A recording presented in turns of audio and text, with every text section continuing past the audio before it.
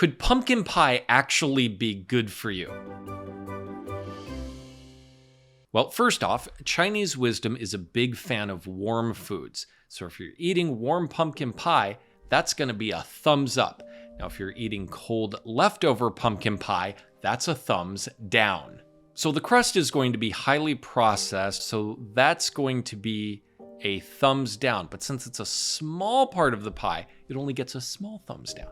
So I'm assuming that your pumpkin pie filling is made with actual pumpkins. If that's the case, it's going to get a huge thumbs up.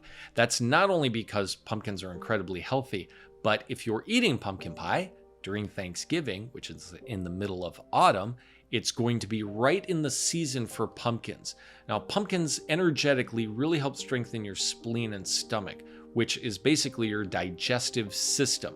So according to that, I'm giving your pumpkin pie with real pumpkins in it a huge thumbs up.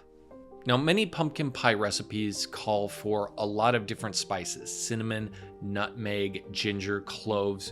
All of these are very warming, and the aromatic flavors of them have the energetic ability to get rid of dampness. So I'm giving pumpkin pie another very big thumbs up for having these awesome spices in it.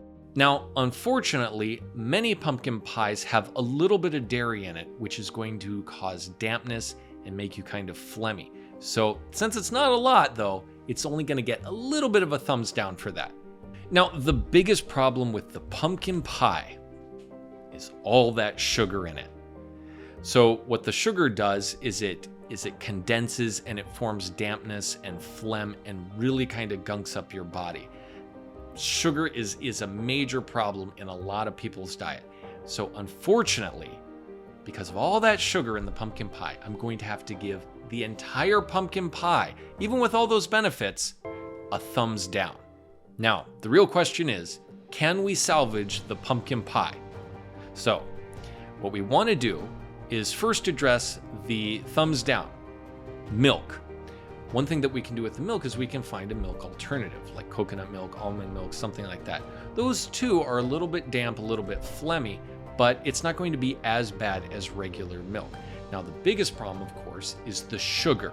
So what we can do is we can take whatever recipe that you have for your pumpkin pie and start by cutting the sugar in half. So you're using milk alternative, half the amount of sugar. I'm going to give that a thumbs neutral to a thumbs maybe a little bit up. Now, if you want to be super pro, what you're going to want to do is take out the crust entirely. You can still keep in a little bit of the alternate milk substitute type thing. A little bit of coconut milk would probably be good. Take out the sugar completely. So you might want to have these little containers, since you don't have a crust and you don't have much of anything. Get your spoon out, eat that up. Now we have turned the pumpkin pie into not only something that gets a huge thumbs up, it is now a superfood. This is exactly the kind of thing you want to be eating in autumn.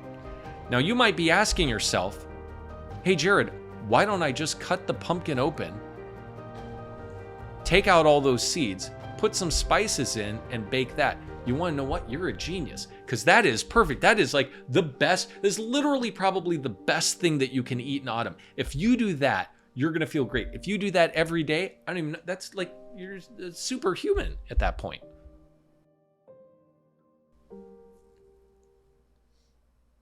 Cinnamon, nutmeg, ginger, and cloves. Oh, you liked it? Yeah. I felt like I was dragging on.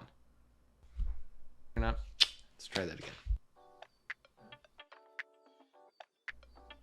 What do you guys think of that? Should be more lively, more happy. That was okay? What do you think, Brian? Be picky. I'll do it again if you didn't like some. No, actually, I didn't. Brian's like, I already suggested do it again. No, I